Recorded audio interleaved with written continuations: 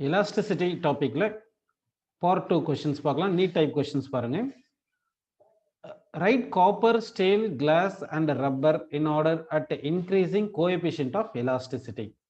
ஆக்சுவலாக elasticity coefficient of எலாஸ்டிசிட்டிக்கு என்ன ஃபார்முலா பார்த்தோம்னா, elasticity is equal to coefficient of elasticity is equal to stress by strain. Stress by strain. இப்போ நம்ம example ஸ்டீலும் ஒரு ஸ்டீல் ஒயர் எடுத்துக்கலாம், அடுத்து ரப்பர் ஒயர் எடுத்துக்கலாம். இப்போ இது ஸ்டீல்னு எடுத்துக்கோங்க, இதை ரப்பர்னு எடுத்துக்கலாம். இப்போ வந்து ரெண்டுத்துக்குமே ஈக்குவல் ஸ்ட்ரெஸ் அப்ளை பண்ணலாம். இந்த ரெண்டு ஒயருடைய ஒரு எண்டை ரூப்புக்கு வந்து கனெக்ட் பண்ணிட்டு ஈக்குவல் ஸ்ட்ரெஸ் அப்ளை பண்ணுவோம். அதாவது ஃபோர்ஸ் பர் யூனிட் ஏரியா ஈக்குவலாக இருக்கிற மாதிரி ரெண்டுத்துக்குமே அப்ளை பண்ணுவோம். அப்படி அப்ளை பண்ணும் போது உங்களுக்கு வந்து என்ன ஆகும்னா, ஸ்ட்ரெயின் வந்து ரப்பருக்கு அதிகமாக இருக்கும், ஸ்டீலுக்கு வந்து ஸ்ட்ரெயின் ப்ரொடியூஸ் கம்மியாக இருக்கும். அதாவது ரப்பர் அதிகமாக ஸ்ட்ரெச் ஆகிருக்கும், ஸ்டீல் வந்து குறைவாக ஸ்ட்ரெச் ஆகிருக்கும். அப்போ வந்து பார்த்தீங்கன்னா ஃபார் கிவன் ஸ்ட்ரெஸ், அதாவது ஸ்ட்ரெஸ்ஸை வந்து சேம் அமௌண்ட் அப்ளை பண்ணும்போது கான்ஸ்டன்ட்னு வச்சுட்டோம்னா, ஸ்ட்ரெஸ் வந்து கான்ஸ்டன்ட் எடுத்துட்டீங்கன்னா அப்போ elasticity is inversely proportional to strain கிடைக்குது நமக்கு. So strain for given stress strain produced for rubber is greater than strain produced for the steel அப்படின்னு வருது. அதனால வந்து எலாஸ்டிசிட்டி ஆஃப் ஸ்டீல் வந்து greater than elasticity of rubber அப்படின்னு எடுத்துக்கணும். So அப்போ நல்லா கவனிச்சிங்கன்னா, அப்போ எலாஸ்டிசிட்டின்றது என்ன பார்த்தீங்கன்னா, எந்த பாடிக்கு வந்து ஸ்ட்ரெஸ் அப்ளை பண்ணும்போது அது சேஞ்ச் இன் டைமென்ஷன் குறைவாக இருக்கோ அதுக்கு எலாஸ்டிசிட்டி அதிகமாக இருக்குது அப்படின்னு நம்ம அஸ்யூம் பண்ணிக்கணும். ஸோ அப்போ இருக்கிறதுலேயே ஸ்டீலுக்கு தான் அதிகமாக இருக்கணும் எலாஸ்டிசிட்டி, ரப்பருக்கு தான் குறைவாக இருக்கும். அந்த மாதிரி எடுக்கிற ஆப்ஷன் பார்த்தீங்கன்னா ஆப்ஷன் 4 கரெக்ட். அப்போ வந்து ஸ்டீலுக்கு வந்து elasticity, actually elasticity of steel is greater than elasticity of காப்பர்னு இருக்கும். அடுத்து வந்து elasticity of glass is greater than elasticity of ரப்பர்னு வருது. ஸோ அந்த மாதிரி கேசஸ் பார்த்தோம்னா நமக்கு வந்து என்ன வந்திருக்கு பார்த்தீங்கன்னா 4th ஆப்ஷன் இஸ் கரெக்டான ஆன்சர். ஸோ ஃபர்ஸ்ட் எலாஸ்டிசிட்டி என்ன பார்த்தீங்கன்னா, elasticity is the property of the body due to which it resist the change in shape and dimension அப்படின்னு நம்ம அஸ்யூம் பண்ணிக்கணும். அப்போ எலாஸ்டிசிட்டி அதிகமாக இருந்துச்சுன்னா அந்த ஷேப்பு சைஸ் சேஞ்ச் ஆகிறது வந்து குறைவாக இருக்கும். ஸோ அதனால வந்து நம்ம என்ன பண்ணுறோம்னா, இந்த கிவன் ஸ்ட்ரெஸ்ஸுக்கு வந்து சேஞ்ச் இன் டைமென்ஷன் குறைவாக இருக்கிறது ஸ்டீல்ன்றதுனால ஸ்டீலுக்கு தான் எலாஸ்டிசிட்டி அதிகமாக இருக்குன்னு எடுத்துக்கிட்டு ஃபர்ஸ்ட் கொஸ்டினுக்கு 4th ஆப்ஷன் கரெக்ட்னு எடுத்துக்கிறோம். நெக்ஸ்ட் கொஸ்டின் பாருங்க. The Young's modulus of the material of a wire is equal to the. ஆக்சுவலாக யங்ஸ் மாடுலஸ்ன்றது எலாஸ்டிசிட்டி தான். அப்போ யங்ஸ் மாடுலஸ் இஸ் ஈக்குவல் என்ன ஃபார்முலா பார்த்தீங்கன்னா, stress by strain. Stress by strain. அப்போ டிவைடட் பை இருந்துச்சுன்னா அது யூனிட்னு நம்ம ப்ரொனவுன்ஸ் பண்ணணும். அப்போ Young's modulus is the stress required to produce unit strain அப்படின்னு நம்ம எடுத்துக்கிறோம். அப்போ வந்து stress required to produce unit strain தான் வந்து யங்ஸ் மாடுலஸ். ஸோ செகண்ட் கொஸ்டினுக்கு second option correct. Next third question பாருங்க. Which one of the following statement is wrong? Young's modulus of a perfectly rigid body is 0. ஆக்சுவலாக வந்து perfectly rigid பாடினா அதனுடைய dimension change ஆகாது. அப்போ டைமென்ஷன் சேஞ்ச் ஆகலைன்னா elasticity அதிகமாக இருக்கு. எலாஸ்டிசிட்டின்றது என்னது? It is the property associated with the body due to which it resist the change in dimension. அப்போ எலாஸ்டிசிட்டி அதிகமாக இருந்துச்சுன்னா டைமென்ஷன் சேஞ்ச் ஆகக்கூடாது. ரிஜிட் பாடினா அதுக்கு வந்து எவ்வளோ ஸ்ட்ரெஸ் அப்ளை பண்ணாலும் டைமென்ஷன் சேஞ்ச் ஆகிறது ரொம்ப குறைவாக இருக்கும். அப்படின்னா வந்து ரிஜிட் பாடிக்கு வந்து யங்ஸ் மாடுலஸ் வந்து இன்ஃபினிட்டின்னு வரணும். ஸோ இவங்க வந்து என்ன பண்ணியிருக்காங்கன்னா வந்து rigidity Young's modulus for rigidity modulus 0ன்னு சொல்லியிருக்காங்க இல்லையா. ஆக்சுவலாக ரிஜிடிட்டி பாடி, அதாவது ரிஜிட் பாடியாக இருக்கிறதுக்கு யங்ஸ் மாடுலஸ் எவ்வளோ வரணும் பார்த்தீங்கன்னா, யங்ஸ் மாடுலஸ் வந்து இன்ஃபினிட்டின்னு வந்திருக்கணும். 0ன்னு கொடுத்ததுனால அப்போ ராங் ஸ்டேட்மெண்ட் வந்து இதுதான் சொல்கிறோம். அடுத்து bulk modulus is relevant for solid, liquid and gases, அது correct. Rubber is less elastic than steel, correct. Young's modulus and shear modulus are relevant solids. Young's மாடுலஸும் அடுத்து வந்து ஷியர் மாடுலஸும் ரிலேட்டிவாக இருக்கும். அடுத்து வந்து stretching of coil is determining by its shear modulus. ஒரு காயிலை ஸ்ட்ரெச் பண்ணுறோன்னா அது வந்து என்ன ஆகுதுன்னா, ஒரு காயில் இப்படி இருக்கு, இதை ஸ்ட்ரெச் பண்ணும்போது அந்த ஷேப் வந்து மாறிடும், திக்னஸ் வந்து குறைஞ்சிரும். அதனால ஷியர் மாடுலஸ்ன்னு சொல்றோம். அப்படின்னா தேர்ட் கொஸ்டினுக்கு ஆப்ஷன் ஏ மட்டும் தான் ராங். அடுத்த கொஸ்டின் பாருங்க. 2 wires are made of same material and have the same volume. However, wire 1 has cross-sectional area A and wire 2 has cross-sectional area 3A. If the length of the wire wire 1 is increased by delta x on applying force F, how much force is needed to stretch wire 2 by the same amount சொல்லியிருக்காங்க. So இப்போ என்னென்ன கொடுத்துருக்காங்க, 2 wires are same material சொல்லியிருக்காங்க. அப்போ Young's modulus same and same volume சொல்லியிருக்காங்க. Okay, இப்போ நமக்கு வந்து யங்ஸ் மாடுலஸ்க்கு என்ன ஃபார்முலா பார்த்தீங்கன்னா Young's modulus equal to force into length divided by area into elongation. எலாங்கனேஷன்ன்றத டெல்டா எக்ஸ்ன்னு கொடுத்துருக்காங்க. ஸோ இந்த ஈக்குவேஷன்ல இங்க வால்யூம் சொன்னதுனால வால்யூம் இல்லாதனால நான் என்ன பண்றேன் வால்யூம் ஃபார்ம் கொண்டு வரேன். அதனால மல்டிப்ளை அண்ட் டிவைட் பை ஏரியான்னு போட்டுக்கிறேன். மல்டிப்ளை அண்ட் டிவைட் பை ஏரியான்னு போட்டிருக்கேன். ஓகேங்களா? இப்போ இந்த லெங்த் இன்ட்டு ஏரியா தான் நமக்கு வால்யூம் அப்படின்னு வரும். லெங்த் இன்ட்டு ஏரியா வால்யூம் வருது. So Young's modulus equal to force into volume divided by இந்த ஏரியா ஸ்கொயர் இன்ட்டு இந்த டெல்டா எக்ஸ்ன்னு போட்டுக்கலாம். இப்போ இங்க என்ன சொல்லியிருக்காங்க 2 wires are made by same material சொல்லிட்டாங்க. அப்படின்னா வந்து யங்ஸ் மாடுலஸ் வந்து சேமா இருக்கும். அடுத்து வந்து வால்யூம் ஈக்குவல் சொல்லிட்டாங்க. வால்யூம் சேம் சொல்லியாச்சு. ஓகேங்களா? அடுத்து வந்து என்ன சொல்லியிருக்காங்க பாருங்க. இப்போ ஏரியா ஃபர்ஸ்ட் வயருடைய ஏரியா ஒன்று வந்து ஏன்னு சொல்லிட்டு செகண்ட் வயருக்கு வந்து 3ஏன்னு சொல்லியிருக்காங்க. அப்போ ஃபர்ஸ்ட் வயருடைய ஏரியா ஏன்னு எடுத்துங்க, செகண்ட் வயருக்கு ஏரியா வந்து 3ஏன்னு எடுத்துக்கலாம். If the length of the first wire 1 increased by delta x, அப்போ length of first wire increased by delta x ன்னு எடுத்துக்கிட்டீங்கன்னா செகண்ட் வயருக்கு எவ்வளோ இருக்கணும் லெங்த் சேஞ்ச் இன் லெங்த் அப்படின்னு கொஸ்டின் கேட்டிருக்காங்க. அப்ளைங் ஃபோர்ஸ் வந்து பாருங்க இப்போ என்ன பண்ணியிருக்காங்க அப்ளைங் ஃபோர்ஸ் எஃப் அப்படின்னு சொல்லியிருக்காங்க. How much force is needed to stretch the second wire the same amount சொல்லியிருக்காங்க. அப்படின்னா வந்து second wire also stretches by same amount delta x two equal to delta x. First wire stretch பண்றது force வந்து எஃப்னு apply பண்ணா second wire stretch பண்றது force எவ்வளோன்னு கேட்டிருக்காங்க. நல்லா புரியுதுங்களா? இது if the length of first wire 1 is increased by delta x on applying force F, how much force is needed to stretch the wire 2 by the same amount ன்னு இருக்காங்க. அப்படின்னா ரெண்டு வயரும் stretched by same amount சொல்லிட்டாங்க. அப்போ delta X same அப்படின்னா Young's modulus same volume same delta X same அப்படின்னா force by area square equal to constant. Force by area square equal to constant அப்படின்னு எழுதிட்டோம்னா அப்போ என்ன வரும் force is directly proportional to area ஸ்கொயர்னு வருது. அப்போ F1 by F2 is equal to A1 by A2 whole ஸ்கொயர்னு நம்ம போட்டுக்கலாம். இப்போ வந்து F1 வந்து F2 வந்து F2ன்னு போட்டுக்கோங்க. A1 வந்து ஏன்னு கொடுத்துருக்காங்க. A2 பாருங்க 3ஏன்னு கொடுத்துருக்காங்க. 3A போட்டுட்டு ஹோல் ஸ்கொயர்னு போட்டுக்கோங்க. இப்போ ஏஏ கேன்சல் பண்ணிடலாம்.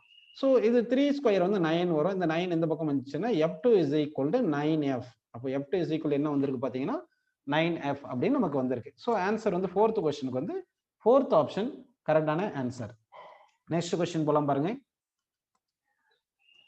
A rubber cord 10 meter is suspended vertically. How much does it stretch under its own weight? Density of rubber and Young's modulus acceleration due to gravity கொடுத்திருக்காங்க.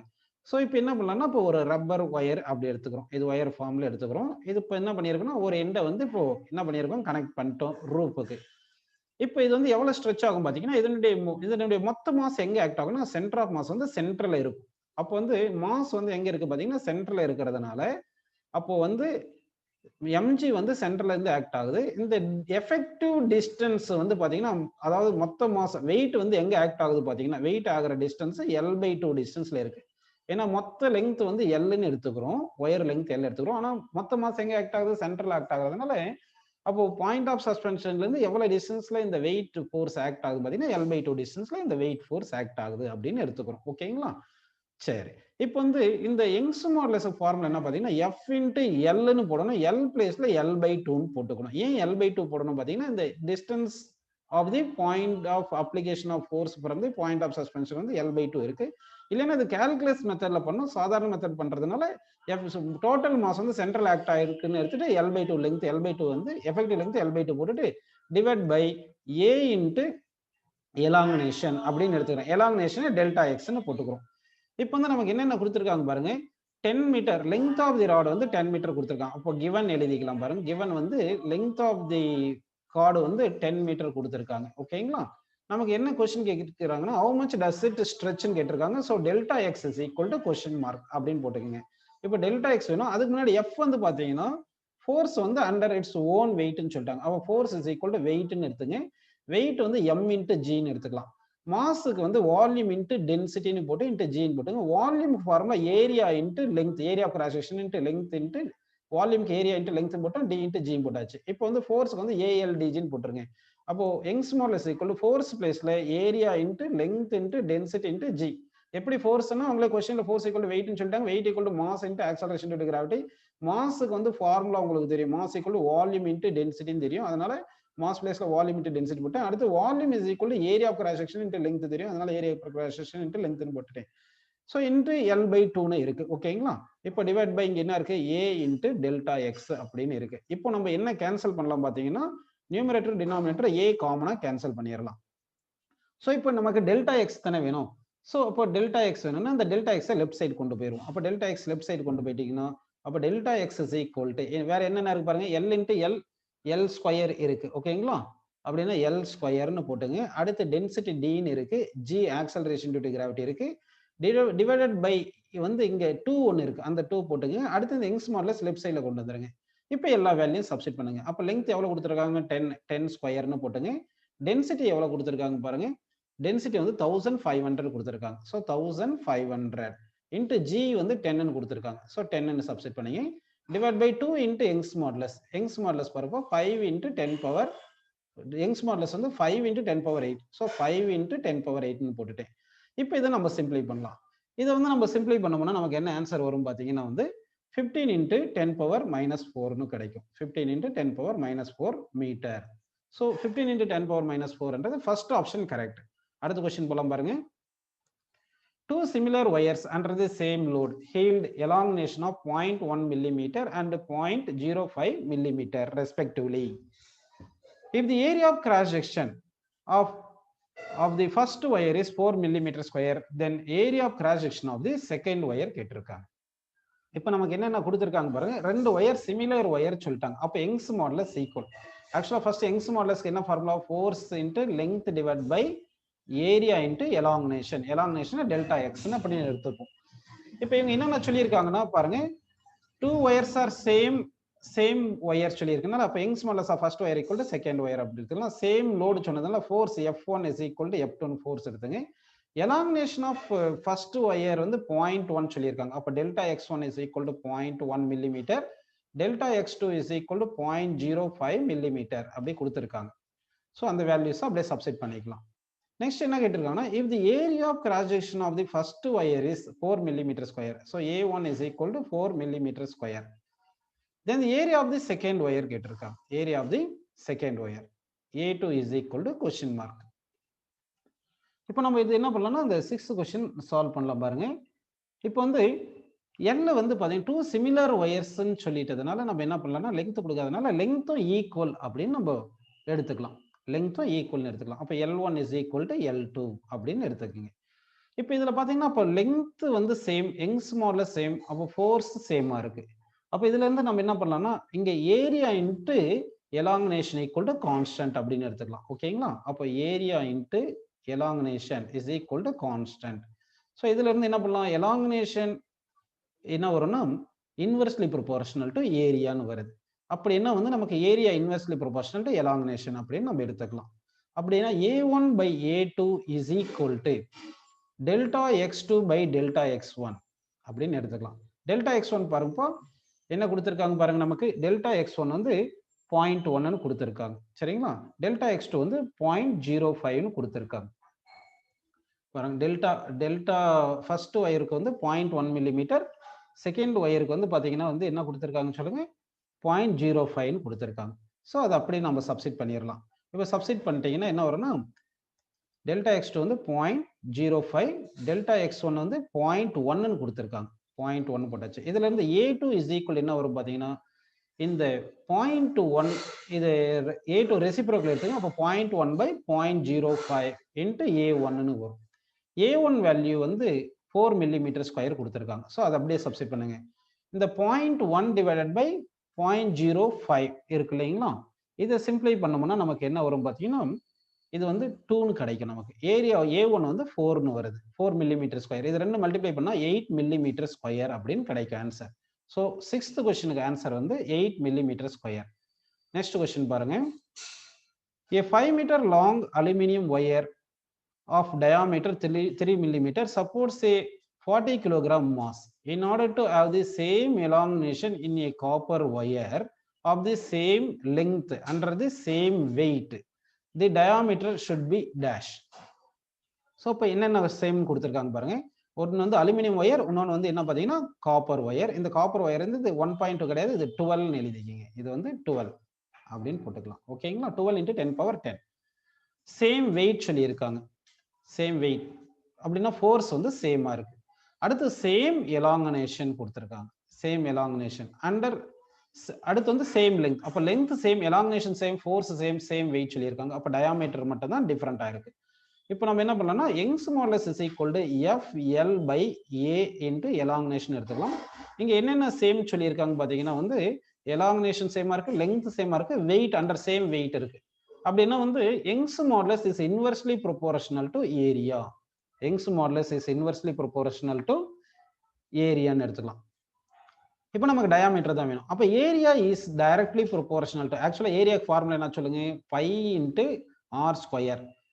Diameter is equal to twice the R வரும். அப்போ area வந்து directly proportional diameter ஸ்கொயர்னு போட்டிங்கன்னா அப்போ diameter square directly proportional to 1 by Young's modulus வருது. So D1 by D2 whole square is equal to Y2 by Y1 எடுத்துக்கலாம். இப்போ வந்து நமக்கு கவனிங்க, diameter of first wire 3 millimetre கொடுத்துருக்காங்க. டயாமீட்டர் ஆஃப் ஃபர்ஸ்ட் ஒயர் வந்து 3 மில்லிமீட்டர் கொடுத்துருக்காங்க. செகண்ட் ஒயர் தான் கண்டுபிடிக்கணும். அப்போ D1 is equal to 3 millimetre, D2 is equal to question mark. Okay, இப்போ Y2 எவ்வளவு கொடுத்துருக்காங்க பாருங்க.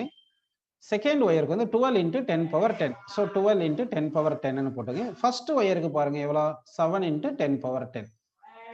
D1 வந்து எவ்வளவுன்னு பார்த்தீங்கன்னா நமக்கு D1 வந்து 3ன்னு கொடுத்துருக்காங்க. 3 டிவைடட் பை D2 அப்படின்னு போட்டு ஹோல் ஸ்கொயர் போறது, இங்க ரூட் எடுத்துடலாம், ஸ்கொயர் ரூட் எடுத்துடலாம். இந்த 10 பவர் 10 10 பவர் 10 கேன்சல் ஆயிரும். அப்போ D2 இஸ் ஈக்குவல் டு என்ன வரும்னு பார்த்தீங்கன்னா, D2 அந்த பக்கம் போயிடுச்சுன்னா square root of 7 divided by 12 into 3 அப்படின்னு நமக்கு வருது. சரிங்களா? இதை இப்போ நம்ம சிம்பிளை பண்ணோம்னா நமக்கு அப்ராக்சிமேட்லி 2.3 மில்லிமீட்டர் அப்படின்னு கிடைக்கும். ஸோ அந்த வேல்யூ நியரா என்ன இருக்கும் பார்த்தீங்கன்னா 2.5 இருக்குதுனால நியரா அப்ராக்சிமேட்லி 2.5 அப்படின்னு நம்ம எடுத்துக்கலாம் ஆன்சர். அடுத்த கொஸ்டின் பேர்லாம் பாருங்க. சூஸ் தி ராங் ஸ்டேட்மெண்ட்னு கேட்டிருக்காங்க.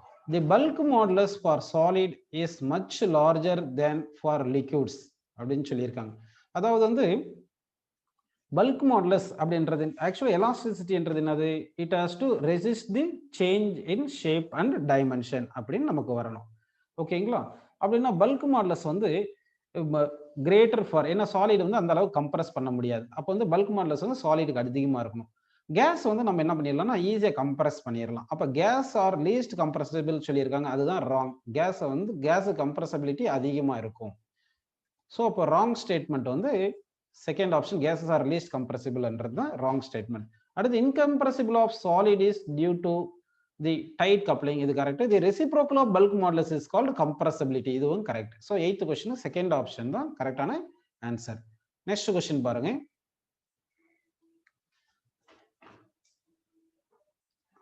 The bulk modulus of an ideal gas at constant temperature.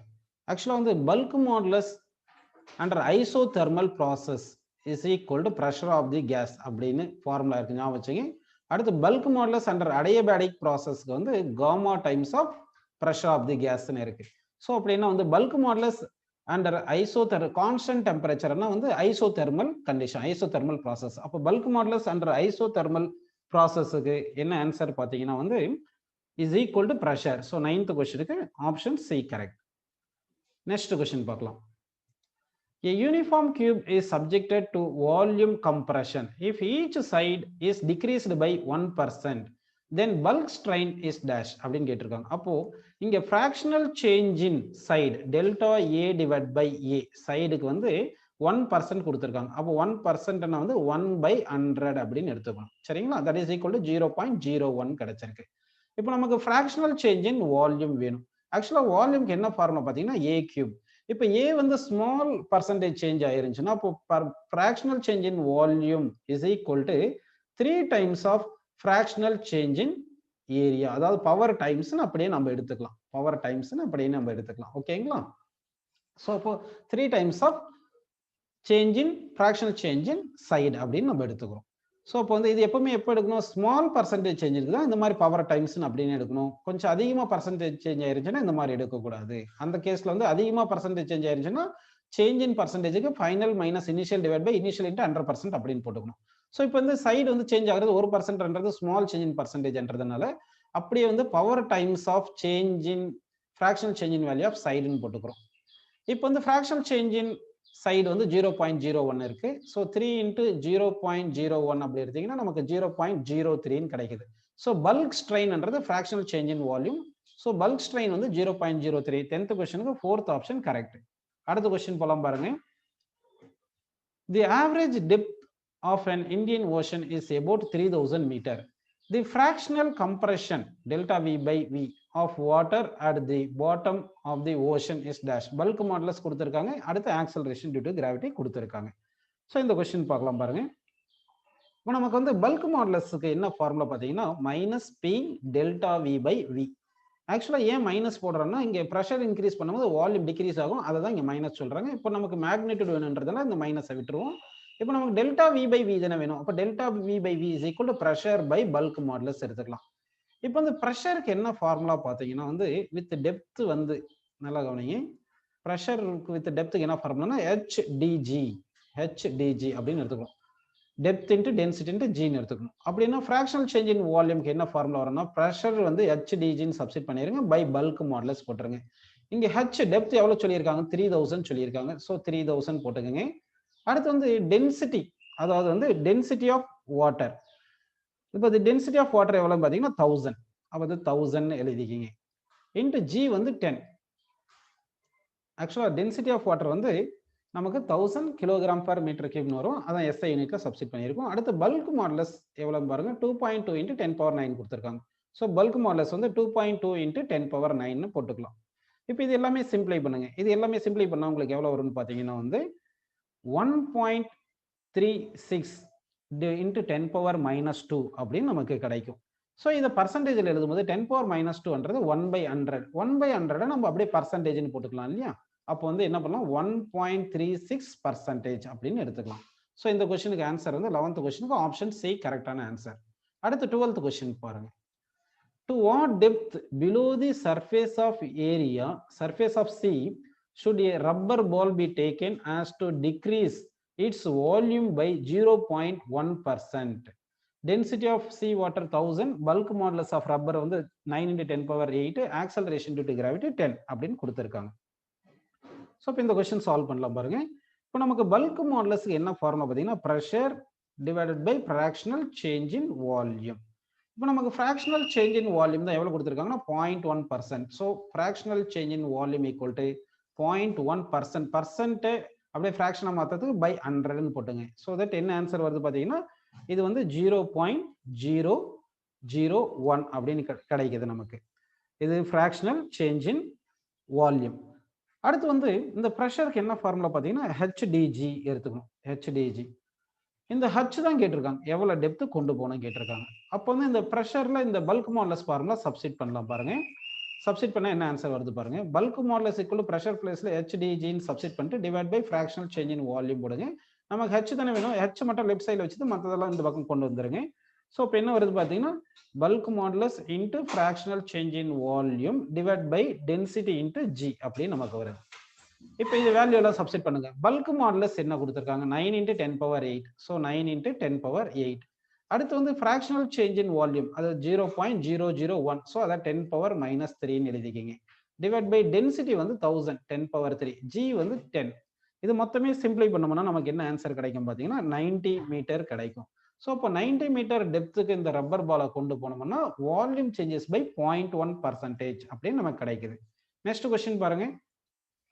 A 2 meter long rod of radius 1 centimeter which is fixed from one end is given a twist of 0.8 radian அப்படின்னு எடுத்துக்கோங்க. இது வந்து radian 0.8 radian. The shear strain developed will be dash அப்படி question கேட்டிருக்காங்க. இப்போ இது வந்து solve பண்ணலாம் பாருங்க. இப்போ வந்து ஒரு ராட் இருக்கு, இதுதான் ராட் அப்படின்னு எடுத்துக்கோங்க. இந்த ராடோட ஒரு எண்டை நம்ம ஃபிக்ஸ் பண்ணிடலாம். இந்த ராடுக்கு வந்து ஒரு எண்டை இப்படி ஃபிக்ஸ் பண்ணியிருக்கோம்னு எடுத்துங்க. இப்போ இந்த லெங்த் ஆஃப் தி ராட் வந்து எவ்வளோ இருக்குன்னா 2 மீட்டர் இருக்கு. லெங்த் ஆஃப் தி ராட் வந்து 2 மீட்டர் கொடுத்துருக்காங்க. இப்போ இது வந்து நம்ம ட்விஸ்ட் கொடுக்க போகிறோம். அப்போ ட்விஸ்ட் கொடுக்கும்போது என்ன ஆகுனா இதனுடைய ரேடியஸ் வந்து ஸ்மால் ஆர்னு வச்சுக்கிட்டு இப்போ என்ன பண்ணலாம்னா இது ட்விஸ்ட் கொடுக்கும்போது என்ன ஆகுனா இந்த பாயிண்ட் இங்கேருந்து ட்விஸ்ட் பண்ணும்போது பாயிண்ட் ஏலேருந்து இது பிக்கு இங்கே மூவ் ஆகும் போது இந்த ஆங்கிளை வந்து நம்ம டீட்டான்னு எடுத்துக்கிறோம். இங்கே ட்விஸ்ட் ப்ரொடியூஸ்ட் ஆன ஆங்கிள் டீட்டான்னு எடுத்துக்கிறோம். அப்படின்னா இந்த ஃபிக்ஸ்டு பாயிண்ட்ல இருந்து என்ன ஆயிருக்குன்னா இந்த இது இப்படி எடுத்துக்கிட்டோம்னா இந்த ஆங்கிள் தான் ஸ்ட்ரெயின், அதாவது அந்த ஷியரிங் ஸ்ட்ரெயின் சொல்றோம். ஓகேங்களா? அப்போ இந்த ஷியரிங் ஸ்ட்ரெயினுக்கு என்ன பண்ணணும்னா இது வந்து இந்த ஏ டு பி என்றது ஆர்க் லெங்க்த்னு வச்சுக்கோங்க. ஷியரிங் ஸ்ட்ரெயின் ஈக்குவல் டு என்ன பண்ணலாம்னா இந்த ஆர்க் லெங்க்த்னா இதுதான் relative displacement between two layers. இது ஃபர்ஸ்ட் சர்ஃபேஸ், இது செகண்ட் சர்ஃபேஸ். அப்போ with respect to first surface second surface எவ்வளவு டிஸ்பிளேஸ்மென்ட் போயிருக்குன்னா அந்த ஆர்க் லெங்த் ஏபி தான் ரிலேட்டிவ் டிஸ்பிளேஸ்மெண்ட். அது ஏபின்னு எடுத்துங்க. டிவைடட் பை லெங்த் எல்னு போட்டுங்க. இந்த ஏபிக்கு என்ன ஃபார்முலா பார்த்தீங்கன்னா இப்போ இங்கே கீழே இருக்கிற இந்த சர்க்கிளை ஒரு டயக்ராம் தனியாக எடுத்து எக்ஸ்பிளைன் பண்ற பாருங்க. இப்போ வந்து இது ரேடியஸ் வந்து ஆர்னு இருக்கு. இந்த பாயிண்ட் ட்விஸ்ட் பண்ணும்போது ஏ டு பி மூவ் ஆயிருக்கு. சரிங்களா? இந்த ஆங்கிள் தீட்டான்னு எடுத்துக்கலாம். ஓகேங்களா? இந்த ஏ டு பின்றது ஆர்க் லெங்த். இந்த ஆர்க் லெங்த்துக்கு என்ன ஃபார்முலா பார்த்தீங்கன்னா ரேடியஸ் இன்டு தீட்டான்னு போட்டுக்கலாம். இந்த ஆர்க் லெங்த்ன்றது தான் ஏ டு பி. இந்த ஏ டு பின்றது என்ன பார்த்தீங்கன்னா relative displacement between two layers when we produce twist. அப்படின்னா வந்து இந்த ஏபின்றது relative displacement between upper surface and lower surface. That is equal to radius into theta போட்டு divide by length, distance between two parallel surface. Actually shearing strain என்னன்னா பாத்தீங்கன்னா relative displacement between two parallel surface divided by distance between two parallel surface அப்படி போடணும். இப்போ radius எவ்வளவு கொடுத்திருக்காங்க பாருப்பா 1 centimetre கொடுத்திருக்காங்க. ஸோ 1 சென்டிமீட்டர்ன்றது நம்ம எவ்வளவு எடுத்துக்கலாம்னா வந்து 10⁻⁻2ன்னு எடுத்துக்கோங்க. அடுத்து இந்த தீட்டா எவ்வளவு ஆங்கிள் டர்ன் ட்விஸ்ட் பண்ணியிருக்காங்கன்னா 0.8 ரேடியன். எஸ்ஐ யூனிட் வந்து ரேடியன் தான். அப்போ 0.8 அப்படியே சப்ஸ்டிட் பண்ணலாம். Divide by length of the rod வந்து 2 மீட்டர். ஸோ 2 மீட்டர் சப்ஸ்டிட் பண்ணுங்க. இதை நீங்க வந்து சிம்பிளை பண்ணீங்கன்னா உங்களுக்கு ஆன்சர் என்ன கிடைக்கும் பாருங்க 0.004 கிடைக்கும். ஸோ ஆன்சர் வந்து shearing strain produced 0.004. Second option correct. Next question பாருங்க. Modulus of rigidity of a liquid. ஆக்சுவலாக சாலிடுக்கு தான் ரிஜிடிட்டி இருக்கும், லிக்விடுக்கு வந்து ரிஜிடிட்டி இருக்காது. லிக்விட் வந்து ஈஸியாக வந்து அதனுடைய ஷேப் எல்லாம் சேஞ்ச் பண்ணிடலாம். லிக்விட் வந்து எந்த கண்டெய்னர்ல நம்ம எடுத்துக்கிறோமோ அந்த கண்டெய்னர் ஷேப்புக்கு வந்துடுது. அப்போ வந்து liquid has no rigidity. Rigidity modulus கிடையாது லிக்விடுக்கு. So rigidity modulus of liquid is 0. Rigidity modulus of liquid வந்து 0ன்னு options third option correct. Next question பாருங்க. Mark the wrong statement. Sliding of molecular layer is much easier than compression or expansion. இது correct. Reciprocal of bulk modulus is for elasticity is called compressibility. இதுவும் correct. Next, it is difficult to twist a long rod as compared to small rod அப்படின்னு சொல்லியிருக்காங்க. அப்போ twist பண்ணணும்னா வந்து நமக்கு பாருங்க stress directly proportional to strain. Stress directly proportional to strain எடுத்துக்கங்க. இப்போ வந்து ஸ்ட்ரெயின் குறைவா இருந்துச்சுன்னா ஸ்ட்ரெஸ் வந்து குறைவா இருக்கும். அப்போ வந்து நமக்கு ஸ்ட்ரெயின் கம்மியா இருந்துச்சுன்னா ஸ்ட்ரெஸ் கம்மியா இருக்கும். ஸ்ட்ரெஸ் கம்மியா இருந்துச்சுன்னா ஈஸியா இருக்கும் நமக்கு ட்விஸ்ட் பண்றதுக்கு. சரி, ஸ்ட்ரெயினுக்கு என்ன ஃபார்முலா பார்த்தீங்கன்னா அந்த relative displacement divided by length. இப்போ லெங்த் அதிகமா இருந்துச்சுன்னா ஸ்ட்ரெயின் கம்மியா இருக்கும். ஸ்ட்ரெயின் கம்மியா இருந்துச்சுன்னா ஸ்ட்ரெஸ் கம்மியா இருக்கும். ஸ்ட்ரெஸ் கம்மியா இருந்துச்சுன்னா வந்து நமக்கு என்ன ஆயிரும்னா வந்து ஈஸியா இருக்கும். அப்போ லெங்த் அதிகமா இருந்துச்சுன்னா ஸ்ட்ரெஸ் குறைவா தேவைப்படுது டு ப்ரொடியூஸ் ட்விஸ்ட்னு. அப்படின்னா லெங்த் அதிகமா இருந்துச்சுன்னா ஈஸியா ட்விஸ்ட் பண்ணிடலாம். அப்போ இந்த difficult twist when long rod compared to small ராட்ன்றது ராங் தானப்பா. ஸோ அதனால 15th கொஸ்டின் ஆப்ஷன் சி வந்து ராங். அடுத்து பாருங்க 4th பாருங்க. Hollow shaft is much stronger than a solid rod of same length and same மாஸ்ன்னு சொல்லியிருக்காங்க. இங்க வந்து பாத்தீங்கன்னா சேம் லெங்த்னு சொல்லிட்டாங்க, சேம் லெங்த் சேம் மாஸ் சொல்லிட்டாங்க. அப்படின்னா ஏரியா ஆஃப் சாலிடுக்கு வந்து less than area of solid is less than area of ஹாலோன்னு வந்துடும். ஏரியா ஆஃப் ஹாலோன்னு வந்துடும். ஏன்னா சேம் மாஸ் சேம் லெங்த் இருக்கணும். உங்களுக்கு ஃபோர்ஸ் கான்ஸ்டன்ட் தெரியும் இல்லைங்களா? ஃபோர்ஸ் கான்ஸ்டன்ட் வந்து ஃபார்முலா என்ன பார்த்தீங்கன்னா Young's modulus into area into divide by லெங்த்னு வரும். Length same material. அப்போ force constant directly proportional area. Area அதிகமா இருந்துச்சுன்னா ஃபோர்ஸ் கான்ஸ்டன்ட் அதிகமா இருக்கும். ஃபோர்ஸ் கான்ஸ்டன்ட் அதிகமா இருந்துச்சுன்னா ஸ்ட்ராங்கரா இருக்கும். ஸோ அப்போ வந்து ஹாலோ ஷாஃப்ட் வந்து ஸ்ட்ராங்கரா இருக்கும் compare to solid shaft when both are made by same mass and same length. So wrong statement கேட்டதுனால இந்த ஏபிடி கரெக்ட், சி மட்டும் தான் ராங். நெக்ஸ்ட் கொஸ்டின் பாருங்க. இந்த எலாசிட்டி பார்ட் 1 கொஸ்டின் கொடுத்துருந்தோம் இல்லைங்களா? அதுல கொஸ்டின் நம்பர் 10 வந்து அங்க மிஸ் பண்ணியிருந்தோம் பாருங்க. அந்த கொஸ்டின் நம்பர் 10 பார்த்துடலாம். when a spiral spring is stretched by a force strain produced is ன்னு கேட்டிருக்காங்க. இப்போ வந்து ஒரு ஸ்பைரல் ஸ்ப்ரிங் இப்படி எடுத்திருக்கீங்க. இதுதான் ஸ்பைரல் ஸ்ப்ரிங்.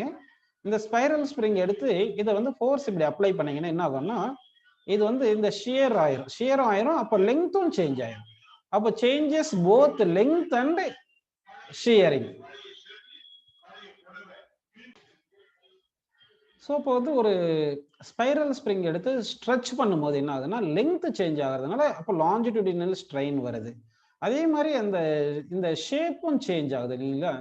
இந்த ஷியரும் நடக்குது. அதனால ஷியரிங் ஸ்ட்ரெயினும் வருது. சரிங்களா? அப்போ லாஞ்சிடியூடினல் ஸ்ட்ரெயின் வருது, ஷியரிங் ஸ்ட்ரெயின் வருது. அப்போனா both A and C are correct. அப்போ எலாஸ்டிசிட்டி பார்ட் 1ல கொஸ்டின் நம்பர் 10க்கு வந்து 4th ஆப்ஷன் கரெக்ட்.